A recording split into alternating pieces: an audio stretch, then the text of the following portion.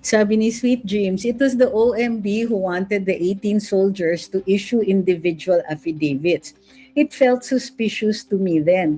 And now the NBI attempted to fast-track the OMB's plan. What might be their desperate move next? Yun na nga kasi, pag nag-individual, ngayon ngayon natin nakita yung dahilan for the individual affidavits para isa-isa silang kakausapin.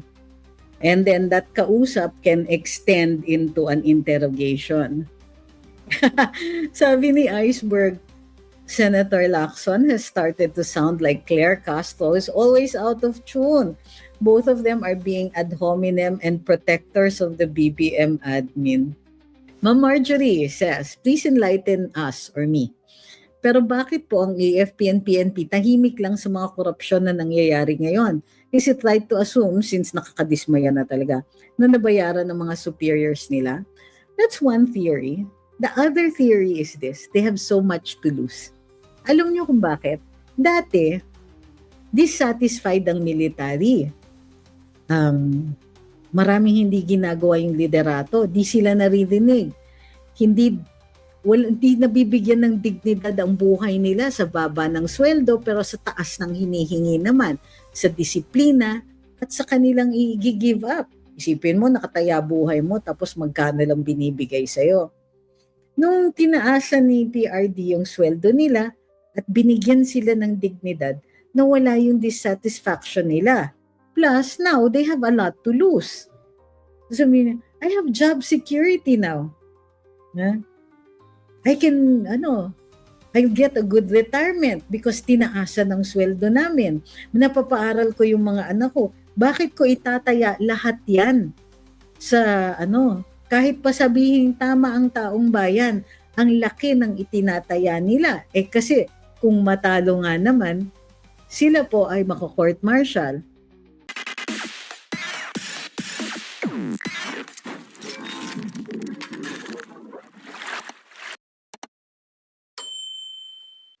Sabi ni Sir Manny, wala bang panawagan si Attorney Levy Baligod sa mga lawyers katulad mo na mag-volunteer as counsels sa kada isang Marines at tatawagin na 18 lawyers for the Brave 18? Wala po.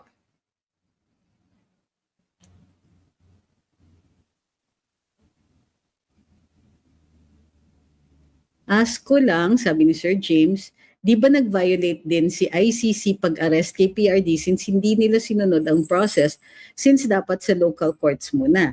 Well, since the ICC nga wala naman silang jurisdiction dito, ang talagang gumalaw ay Filipinos. Tingnan, sinong umaresto kay PRD?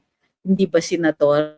Supposedly on the strength of a warrant of arrest from the ICC. Pero sa totoo lang wala silang naipakita. Ang pinakita nila an alleged red notice from from Interpol na pwede namang hindi sundin. Sa totoo lang, kahit nga may ICC warrant yun at sinerve yun dito, and I'm not sure if there was one, pwede rin hindi sundin yun. Kahit member states, pwedeng hindi nila sundin eh.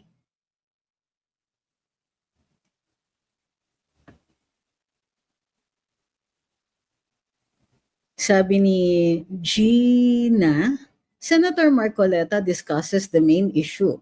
What the people want to know, unlike Senator Ping na namimersonal, it is obvious when the witness mentions the name, cannot be mentioned yung Maleta gang, he diverted the issue. Okay. Sabi ni Alan Lee, ay, kinuha lupa namin, pineke. Oh, sorry po. Baka po may abogado kayo, yung mga ganyan na magtatanong kayo online, the time might not be sufficient for me to advise you appropriately. You need to be able to secure your own counsel with sufficient enough time to sit down with you and talk about your case. Tapos dapat kumpleto ang documents nyo. So kung ganon, I suggest there are mga free legal aid po. You can go to the UP Office of Legal Aid sa Malcolm Hall sa University of the Philippines sa Diliman. You can also go, may legal aid din po ang IBP. You can go to the particular RTCs kung saan may office or sa main office ng IBP. Nag-google po sila. Mayroon din pong ibang mga free legal aid. Yun po ang i-google ninyo. Sabi ni Right Mint, napakaganda ng The Spokes, at least lahat nakakapagsalita at interesting ang mga topics.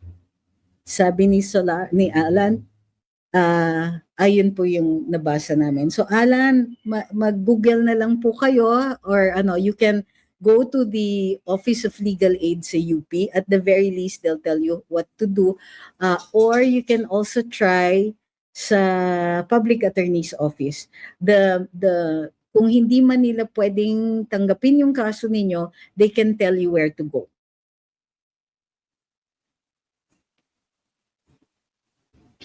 Pwede bang iakyat ni attorney ng 18 Marine sa Sandigan Bayan kung binasura ng ombudsman? Hindi po. Ombudsman muna talaga ang mag-determine ng probable cause. Sabi ni Nixon, sinasabi nga ni PRD na gusto niya makita si VP na anak niya and siya abogado niya. Hindi nga siya binigay na right to counsel na choice niya. So di ba po due process violation? Actually, hindi yan due process violation. Right to counsel violation. Yan. But it doesn't, like I said, kung ICC yung nag-aresto sa kanya, then yes, pwede po. Sino ang nag-aresto sa kanya? So don't force me to defend these people, ha? That's the last I will answer. Kairita. Sorry, hindi ako galit sa'yo. Pero naman, you're asking me questions that will force me to defend these people. Wala nga di ba ang argument natin ever since walang jurisdiction ng ICC dito. Why are you forcing me to defend them?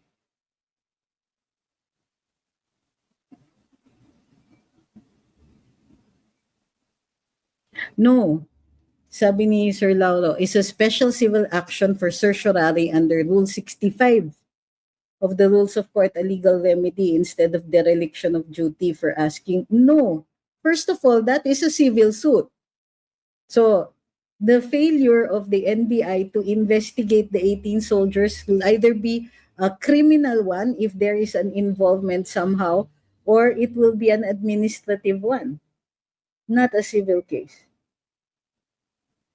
So, and what is a petition for certiorari? It means that they made a decision that is attended with grave abuse of discretion. And the most that the court can do would be reverse that. But there are cases where the discretion is, kumbaga, is very wide, and the courts will not interfere with that jurisdiction.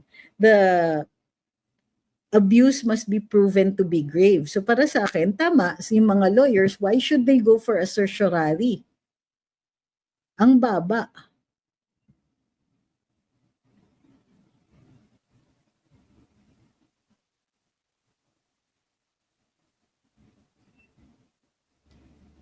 Sabi ni Bong, mabuti sa Spokes at ikaw talaga ang bida. Sa Karambola ay puro sapaw mga kasama mo noon doon. Bihira ka lang makasingit pero namimiss namin mga halakhak mo. Nakakasingit naman ako doon. Ano lang, mabait lang talaga ako. Loko lang. Sabi ni Jasmine, pwede ba mag-request ang taong bayan na umalis na si Ping Lacson as BRC at si Soto as Senate President? Sayang pasahod sa kanila as taxpayers.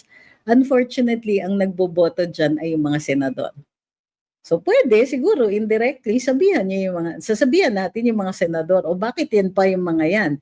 But usually, pagka nagbobotohan yan, mayroong, how do you call that? Merong, you scratch my back, I'll scratch yours.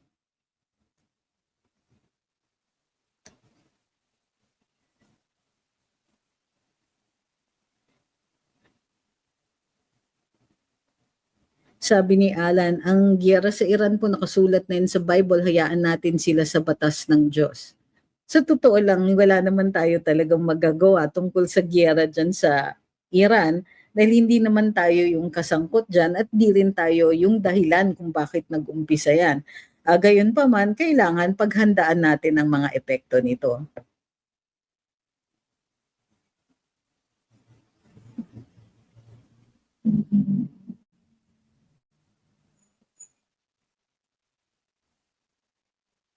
Sabi ni Jenny Lynn, maldita ka. In a good way, natatawa ako sa pagiging Grabe kayo, hindi naman po. Nakakaano lang.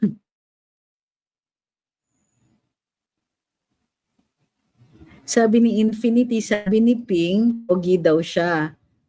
Mali, ay, grabe ko, huwag naman ganun.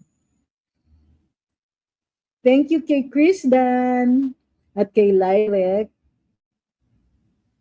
kay, sino pa ba?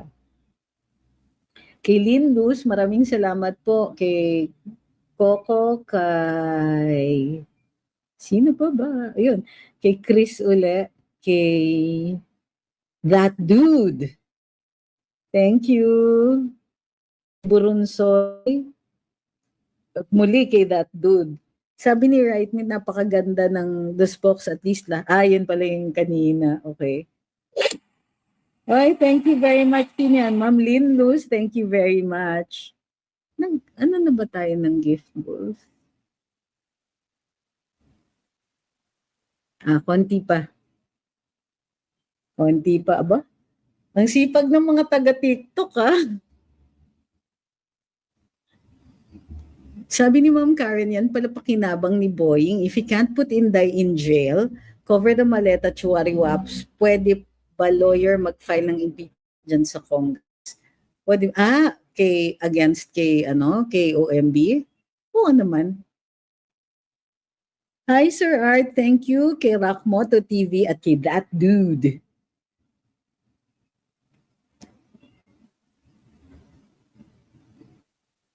Sabi ni Edgardo, first time to join sa live chat. Ganda ng The Spokes kapag madami kayong host kasi balanse ang opinion at respectful sa isa't isa. Uy, alam niyo, natutuwa ako na this show presents a lot of different political views. So, hindi pala totoo yung sinasabi ng iba na immature ng audiences na they will not like opposing views. Ang galing. Thank you kay Lyrek, kay Ma'am Marichu, thank you very much, at kay Ma'am Zenny Valenzuela.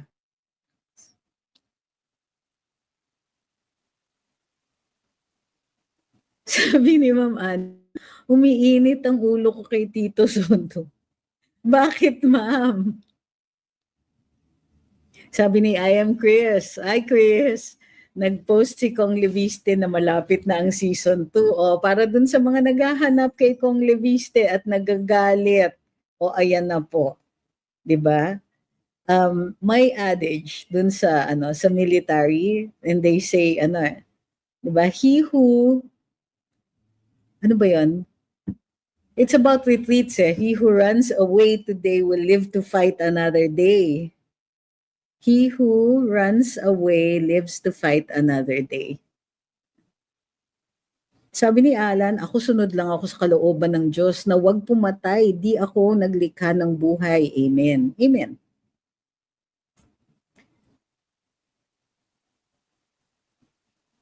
Yes, alam ko yung meaning ng Temu version na sinasabi ni Attorney Chico. Kayo. Ano sa tingin mo, tumawa ako na hindi ko alam yung dahilan ng joke? Sabi ni Sweet Dreams, it was the OMB who wanted the 18 soldiers to issue individual affidavits. It felt suspicious to me then. And now the NBI attempted to fast-track the OMB's plan. What might be their desperate move next? Yun na nga kasi, pag nag-individual, ngayon natin nakita yung dahilan for the individual affidavits para isa-isa silang kakausapin. And then that kausap can extend into an interrogation. Sabi ni Eric, Attorney, wala pa rin po talaga malinaw na planong inilalatag ang gobyerno sa epekto ng nagaganap na kaguluhan sa gitnang silangan. Totoo po yan. Wala din silang ina-announce. At syempre, siguro today bumalik na ba ang Pangulo? Baka ngayon pa lang natin malaman, if any. Pero sa totoo lang, he has been going on like this for 3 years. Sayang, yung first, when the administration began, there were high hopes at maayos naman talaga nung umpisa. Pero iba na po kasi ang mga nakapaligid sa presidente and kumbaga lumitaw ang totoong kulay. So, ay, tama kayo.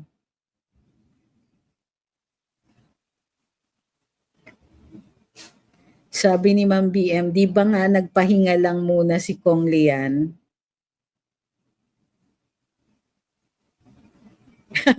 Sabi ni Iceberg, Senator Lacson has started to sound like Claire Castro is always out of tune. Both of them are being ad hominem and protectors of the BBM admin. Today, sabi ni Attorney Claire or Undersecretary Claire, sinasagot yata niya, today ba yon? Yung sinasagot niya si VP. At ang sabi niya tungkol kay Vice President is, anong month sa 2022, something like that. Do you remember what that was about? Naalala ko yung sagot niya eh. Sabi ni Miss Zara, yes, unfortunately, nakabalik na ng Pinas si BBM.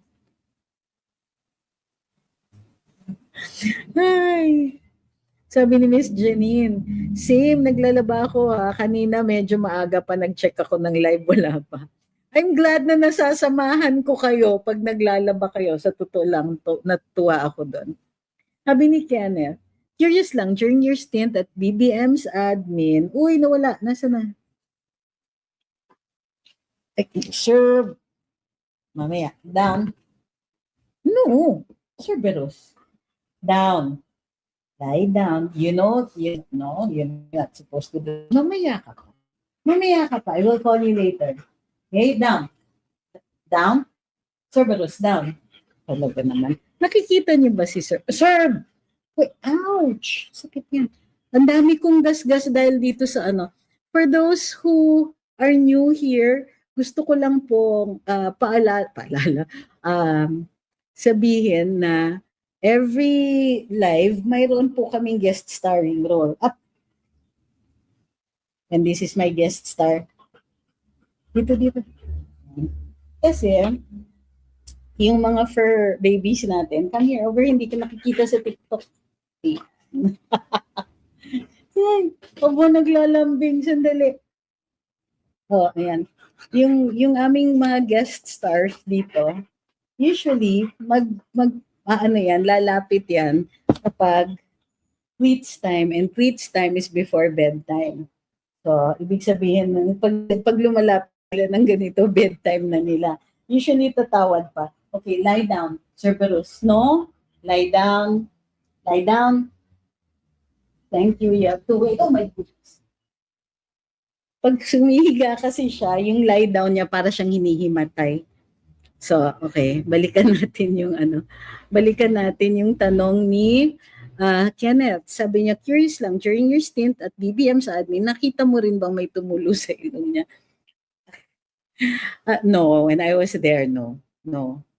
And madalas ko siyang nakikita. I would see him in the office. I would see him almost, siguro every 3 days. Kasi once a week may cabinet meetings. When we started having trips abroad, every day, kasama pa sa eroplano. Except nung nag-New York kami na una ako. Thank you, Miss Allison. Sabi ni Chris, Dan, Pangulo na hindi mo ramdam, buti pa tatay sa kanya laging nagpaparamdam. Totoo din naman. Natapos ko ba yung tanong ni Chris? O pinapaalala ni Miss Ola, 1.4 ang nanonood sa YouTube alone. Ba? Malaki din pala nanonood sa Facebook. Like po tayo mga kasutils, and let's help Luminous page. Thank you very much. TikTokers, don't forget, buti pa ang TikTokers, ang sipag mag-like. Sabi ni Ma'am Home Diva, totoo po bang lawyer si Jervil Luisito? No joke, parang hindi kasi, parang palikir. Grabe kayo. Sa bagay, si Auntie Claire nga, what's with the name by the way? Galit ba parents niya sa kanya? Jervil, Jinky Beatrix nga yan eh. Beatrix with a Bitrics. Kasi sabi ko, Beatrix. Kasi Beatrix rin ako with an X. Hi kay Miss Leah. Sabi niya, hi po from our bomb shelters here in Tel Aviv. Oy, nagiging reality ng day-to-day life niyo yan, ano? Sabi ni Alan, di ba tama ako taon po malutas about lupa? Hindi ko po alam. Hindi ko alam kung ano yung problema ninyo sa lupa. You really need to sit down with a lawyer para buo yung advice po sa inyo. Sabi ni Chumelsky, masamang balita, nakabalik na sa bansa ng buhay. Oh, grabe kayo. Why we don't want any harm to come to our president? We want him to be brought to court. We want him to face a court. Later on, pag hindi na siya immune. We want him to be accountable. Sabi ni Lyre, I thank you kay Lyre, kay Ray, at kay that dude.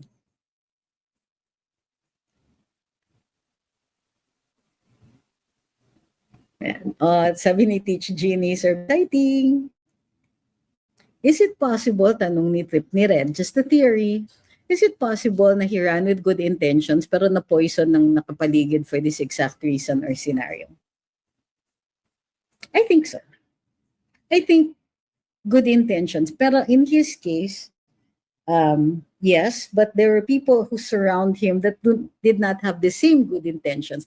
Yes, that is possible, pero he also enjoys the perks. Kumbaga, enjoys being president, enjoys, well, what was evident before, no? Enjoys the trips, they enjoy it too much, I think.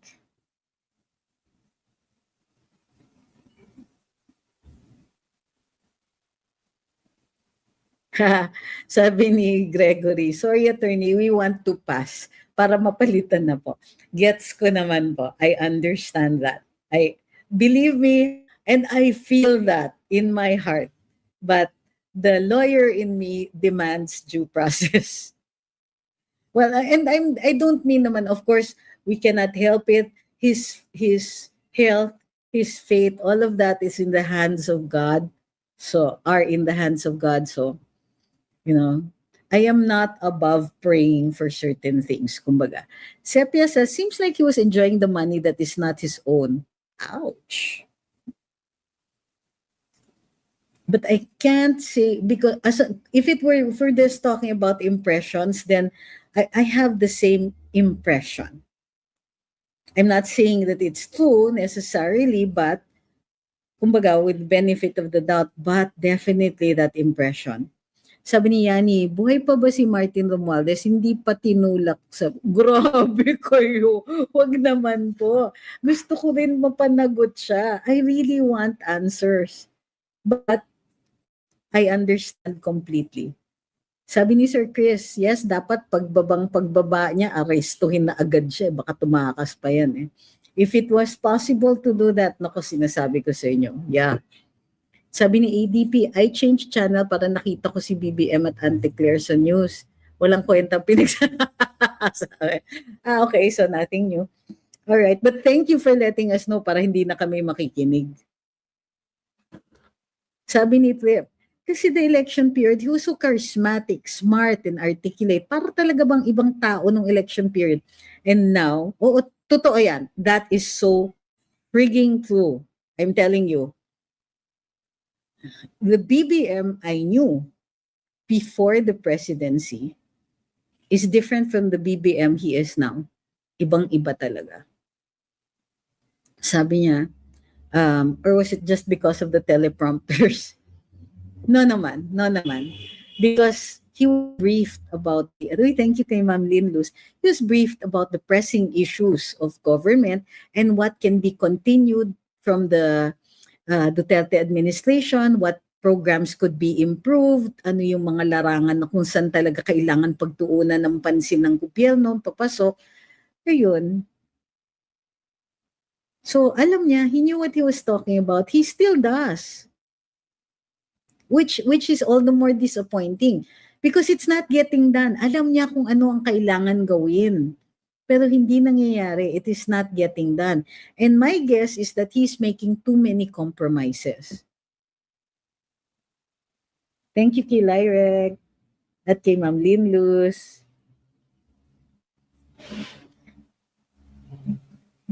Sabi ni Bot Campos, watching in Bahrain, Mas na-stress pa ako kay Auntie Claire kaysa kay Quitis sa Quitis dito. At sana mapalitan na yan si Lacson at si Soto. My goodness. I I understand completely and I can relate.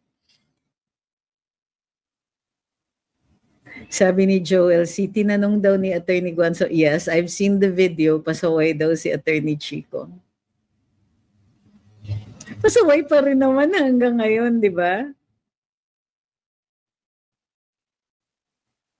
Sabi ni The Real McCoy, kailan pa po naging women's advocate si B samantalang ino-oppress niyang isang babae na si VP Inday? Good point also.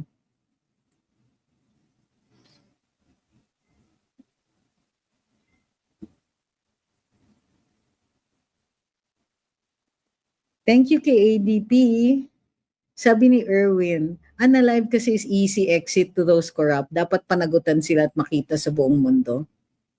I would prefer another means of becoming incompetent to dispense the functions of a leader, kumbaga as required by the Constitution, of the leader as required by the Constitution. Gayon pa man, di ba, if it is God's will, sino ba naman ako mag-argue against it? Sabi ni Ma'am Marian, hindi alam ni BBM ang priorities ng bansang ito. Oh, the sad part is that he does, or he did. But now, the priority seems to be simply the perpetuation of their power, or at the very least, hindi sila makasuhan in spite of all of these issues. Thank you, Sir Paul. Sabi ni Azira, your live is so entertaining. We aim to please. Thank you. That was sarcastic. But thank you very much for that compliment. Sabi ni Trip ni Red, he was vlogging left and right, talked about things I didn't expect from politicians, like nuclear power, motorcycle taxis, transport plan. Grabe ang downtrend. The longer his term goes, yeah, that's true. That's true. It seems that from the outside looking in, he was much more informed. Parang the danger pala of any leader talaga is to create an echo chamber around yourself. Sabi ni Sid Marino, masyadong halata si Soto at Lacson na may pinagtatakpan. Go Marcoleta, i-booking mo sila. Nice. Thank you, Sir Paul, and Ma'am Lyrek. Ang sipag ng TikTok talaga. Aabot sila dun sa punto na makakapag-extend tayo. Ma'am Marjorie says, please enlighten us or me. Pero bakit po ang AFP and PNP tahimik lang sa mga korupsyon na nangyayari ngayon? Is it right to assume, since nakakadismaya na talaga, na nabayaran ng mga superiors nila? That's one theory. The other theory is this, they have so much to lose. Alam niyo kung bakit? Dati, dissatisfied ang military. Maraming hindi ginagawa yung liderato, di sila naririnig. Hindi nabibigyan ng dignidad ang buhay nila sa baba ng sweldo pero sa taas ng hinihingi naman, sa disiplina at sa kanilang i-give up. Isipin mo, nakataya buhay mo tapos magkano lang binibigay sa'yo. Nung tinaasan ni PRD yung sweldo nila at binigyan sila ng dignidad, nawala yung dissatisfaction nila. Plus, now, they have a lot to lose. So, I have job security now. I can, I'll get a good retirement because tinaasan ng sweldo namin. Napapaaral ko yung mga anak ko. Bakit ko itataya lahat yan sa, kahit pa sabihin tama ang taong bayan, ang laki ng itinataya nila. Kasi kung matalo nga naman, sila po ay mako-court martial. And if found guilty, wala na yung security nila, yung job security nila. Paano ang mga pamilya nila? So I think that's it mostly. Pag nagbabago naman yung outlook. Kaya for instance, recently, ang dinig ko, maraming confused. Kasi maraming nagsasabi, ako magli-leader sa inyo. Pero ano tayo, power grab or something like that. Not really that yung yung kung ganito mangyayari, hindi natin pa uupuin si VP Inday. O merong mga nagsasabi ng ganon. Meron naman daw na this is all second hand. Meron naman nagsasabi, o sige, pero 'di ba, what happens afterwards? Baka naman ang ipapalit ay same people rin lang. Merong iba talaga na tama, the VP is is the constitutional successor, then we should protect her. So marami-rami naman po yung naggaganyan. But there are so many groups inside the AFP and they're only discussing wala naman silang ginagawa na galaw or anything like that. Nag-aano lang sila, nagsasalita lang sila, they're discussing among themselves. Siguro, pwede natin silang tulungan by discussing pa rin, continuing to discuss the issues para maliwanagan din sila. But the choice to make is this. They have to decide to protect the people. Kasi yun ang nakalagay sa saligang batas. Diba? The AFP is the protector of the people and the state. So, may times na they have to protect the people against the state. And who are the state authorities? The government. So they have to decide kung at this point, kailangan na ng mga tao ang proteksyon. Kasi ganong katagal nila iintayin or hindi pa ba nila nakikita yung danger sa publiko. So until such a time as they realize this danger, I am very sure that they will be confused, they will just discuss among themselves, but they will not move.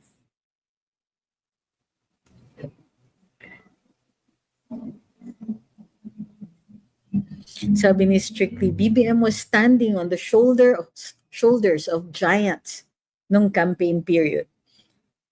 The amount of positive vibes surrounding you, for sure it will have a positive impact on how you act and carry yourself. Siguro din, and people put so much faith in him because of the seal of approval, di ba? CJ says, good evening. Good evening din po. Hi, Ma'am Lynn Luz. Thank you very much.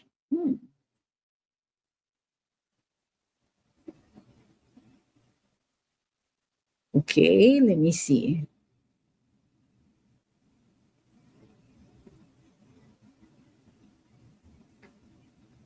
Okay, 1 goal reached.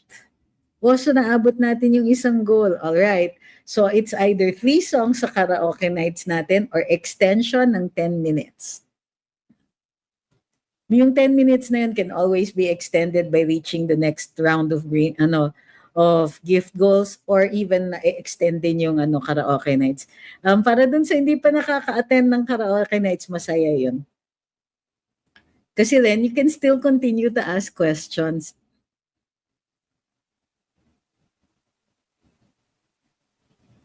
Sabi ni Jumelski, 5 maleta daw dineliver kay Pepsi.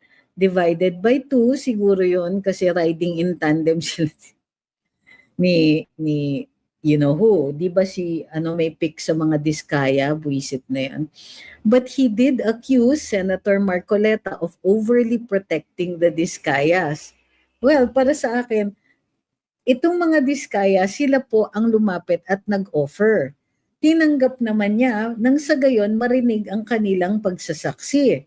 Ito naman si Senator Ping, pati yung maliliit na bagay na, may kopya si Senator Marcoleta, may kopya yung Curly Diskaya, binabasa niya, tapos meron siyang hindi nabasa dahil wala pala doon sa kopya niya. Hindi natapos yung printing or naubusan ng ink. So binigay ni Senator Marcoleta yung kopya niya. Ay, pati po yun, minasama pa ni Senator Ping. Parang pinapalabas na niya na dinidiktahan lang daw ni Senator Marcoleta itong mga diskaya. Mali po, yung mga diskaya po ang lumapit sa tindi na nga ng takot na pwede mangyari sa kanila dahil they've seen the example of Janet Napoles before. At saka nakita niya yung mga witnesses na iniipit noon sa house. So, nilagay nila ang sarili nila sa kamay ni Senator Marcoleta at the time who was the chair of the Blue Ribbon Committee. So para sa akin, tama lang na alamin ni Senator Marcoleta yung kanilang testigo bago niya ipangako yung witness protection. Pero at the same time, tinuloy niya yung pagsisiyasat para malaman din niya, o sige, para mamadali rin. Dahil the moment magbigay ng testimonya ang mga diskaya, mamimiligro na ang buhay nila. So hindi ko, kumbaga, on that score, tama si Senator Marcoleta. And of course, parang nag-worry lang ako dun sa discussion ni Senator Ping on that.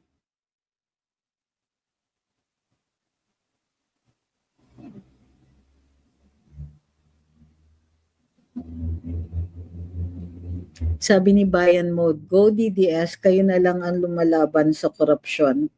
Well, totoo naman. Narinig mo po ba yung sinabi ni Attorney Luke Espiritu? Now, Attorney Luke, kaibigan natin yan. O, kaibigan ko yan. And although naghiwalay na kami ng political na landas, kumbaga, naniniwala ako na matino naman yan. Kumbaga, komunista. You don't agree with his politics, but he is at least committed. So sabi niya, dito sa mga dilaw at dun sa ilang mga pula, si Sara na lang daw ang naniningil sa magnanakaw. Yung ibang mga partido gustong cooperate, coordinate o sanib puwersa sa magnanakaw. Sabi ni Attorney Luke. Sabi niya, so of course mananalo si Sara kasi ang impression ng taong bayan, kumakampi kayong lahat, kayong mga ibang partido, doon sa magnanakaw. Yung iba sa inyo, pinoprotektahan nyo pa. So, kakampihan ng taong bayan, yung taong galit at malaban doon sa magnanakaw. Isa lang yan, si VP Inday lang.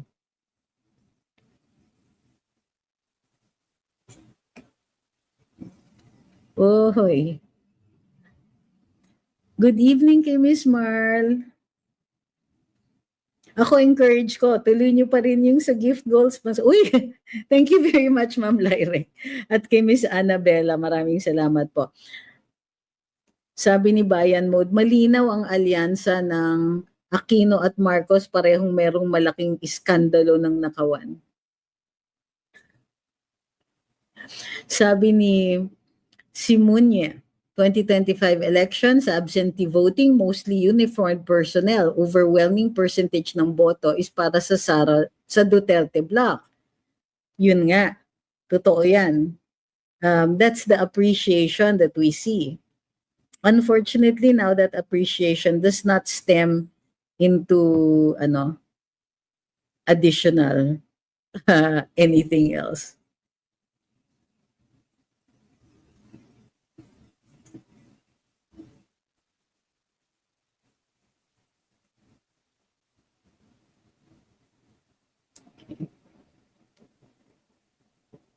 Thank you kay Master Sam. Sabi good evening sa lahat.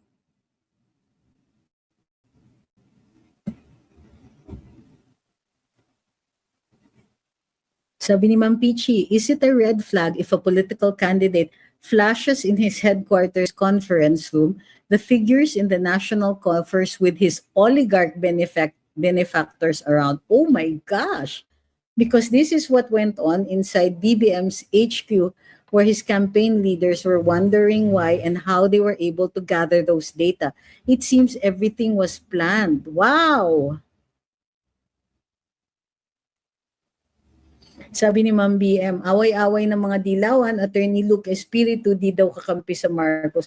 Uy, hindi dilaw si Attorney Luke. Pula, as in communist pula.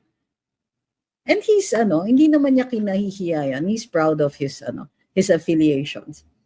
Infinity says, balita ko lumipat na daw ng building sa Makati ang mga trolls sa Malacanang na daw sila nag-office.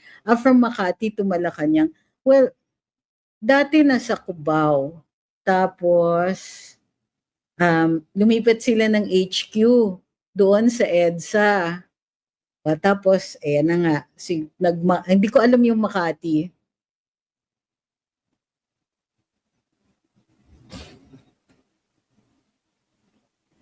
Sabi ni CJU, OFW here, ba't po kaya mga Ilocano still solid BBM pa rin sila at talagang hindi kami nagkakasundo? Ay hindi naman po. Naghahati nga po. So hindi na po solid ang yung Solid North. Hindi niyo pa po nababalita. Ang tandaan niyo po, si Aimee po ang nagbasag niyan.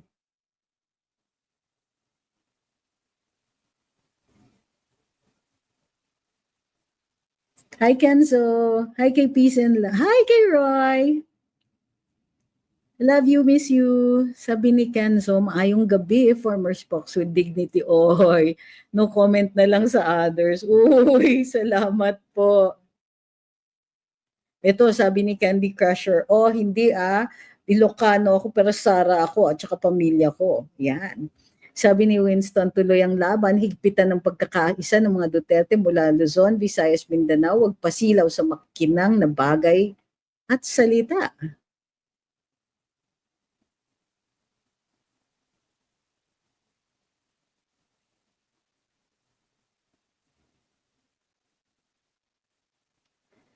Sir Lauro, kasi it's Rose Beatrix. So yes, that's mine. Why is it different sa GCash? In some, it's because my full name is Rose Beatrix Angeles. Hindi niyo pa ba alam yung pangalan ko? Because it was Secretary Rose Beatrix Angeles, di ba? Or Cruz Angeles. Sabi ni Dioro, FB account ng mga supporters ni BBM naka-boost. Wala akong follow sa kanila pero lumalabas sa feed. Totoo po yun. Sabi ni ADP, di na po Solid North yan. May Manong Chavit faction nga. Which is of course Ilocos Sur. Hi, Miss Roy. Sabi ni Kenzo, walang ano yun? Parang daming tumabot na tabunan ka. Walang katulad pag ikaw nagsalita. So clear. Oy, thank you. Sabi ni The Survivor, di po lahat kasi mga friends ko dito sa UAE. Halos lahat. Di po lahat kasi mga friends ko dito sa UAE. Halos lahat ayaw kay BBM. Sabi ni CJUI, dali lang. What I mean, mostly Ilocano, nakakilala ko yun. Huwag kayong mag-alala, minority na yata sila. Thank you kay Melon F16. Sabi ni Skyrus, tina-target kasi ng Pink Clown makuha ang Solid North ni B. Solid VPISD 2028. Unique Woman is watching from Japan, proud DDS and keyboard warrior. Galing ni Madam. Thank you, Sir Lauro. I got it. Judith says, thank you kay Ma'am Judith for the heart me. Sabi ni Bargain Shopper, Awanti Solid North. Sabi ni Kid, between Sendante na tinatawag nilang Chinador versus kay Ping na protector ni Bongbong at Martin, doon na ako kay Senator Marcoleta na focus-based ang atake, unlike kay Ping na puro ad hominem lang. Okay? So balikan po natin ngayon ang ilan yung batuhan nila ni Senator Ping para maalala natin yung mga issues and kung sakasakali din po makita ninyo ang pagkakataon na ma-clarify ang posisyon ni Sen Marcoleta. Sa totoo lang nag-aalala din ako sa kanya dahil syempre ang dumog talaga ng ilang mga trolls pag siya yung nagsasalita, pero nakikita ko naman pati sa page nga ni Senator Ping, siya naman po ang inuulan ng batikos. So ano yung mga issues na nakita natin doon sa kanilang paligsahan? So unang-una yung investigasyon. Stalling, which is the claim of Senator Marcoleta, kasi parang puro indecision and complacency lang daw ang current na Blue Ribbon Committee. Hindi gumagalaw. Ang sabi naman ni Senator Ping, sinabi pa ni Senator Marcoleta, mahiya naman kayo kasi parang natigil na ang investigasyon. Sabi naman ni Senator Lacson, nung kayo yung nagpapatakbo, political circus naman yan. Kaya tinigil daw niya muna ang political circus, meaning the Blue Ribbon Committee inquiry, ay para ma-shutdown na daw yung circus. at completely and without ambiguity para daw maproteksyonan ang Senado bilang institusyon. So, yung mga reports, pinag-aawayan din. So, dun sa side ni Marcoleta, natural, may minority findings. Ang tawag naman ni Senator Ping dun sa minority findings na yon ay basura. Pang-basura lang daw yung report na yon. Unfortunately, it doesn't answer the findings made by the other senators in the Blue Ribbon Committee. Kasi, kinolate lang naman ni Senator Marcoleta at pinresenta na kulang pa or dapat pang ituloy. Kumbaga, sabi na witness credibility naman, whistleblowers, gustong proteksyonan ni Marcoleta. Ito naman si Senator Lacson, mga controversial witnesses yung mga yan. Uy, there's nothing wrong with being controversial. What you need to do is figure out that there is a presumption na totoo sinasabi nila. They made their statements under oath. Kung hindi po siya naniniwala, well, he can have a committee hearing or pwede naman din niyang interviewin para ma-determine niya kung itutuloy niya. High-ranking officials on the part of Senator Marcoleta, ang sinasabi niya, selective yung summoning. Bakit hindi man lang pinatawag sina Speaker Martin, Congressman Sandro, E.S. Bersamin? Kasi noon naman, nagpatawag si Sen Marcoleta, dumating naman si Congressman Toby Tiangco. So, sabi naman ni Senator Lacson, walang solid evidence daw linking the Speaker and other high-ranking officials to the scam. Sabi niya, si Senator Marcoleta raw, premature ang conclusion. Wala daw suporta, evidentiary support yung kanyang mga conclusion doon. Ito na, nag-ad hominem na. Sabi ni Marcoleta, dapat imbestigahan at ituloy ang pag-iimbestiga o inquiry sa 1.1 trillion peso na anomaly. Obligasyon natin o nila bilang mga mambabatas na i-determine kung saan napunta itong pera na galing sa buwis ng bayan, buwis ng mga tao. Sabi naman ni Senator Lacson, take note, si Marcoleta daw obsessed with defending China. Ay, paano naging sagot yun? Sabi niya, yung aggressive focus daw ni Marcoleta on these particular domestic issues ay isa daw paraan para mawala ang atensyon sa West Philippine Sea.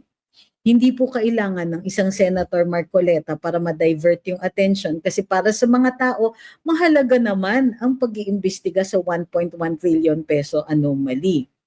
And finally, sabi ni Senator Marcoleta, may nagpaikot daw galing sa Blue Ribbon Committee na staff ng isang draft report na nandun yung pangalan niya pero wala naman signature ni Senator Lacson.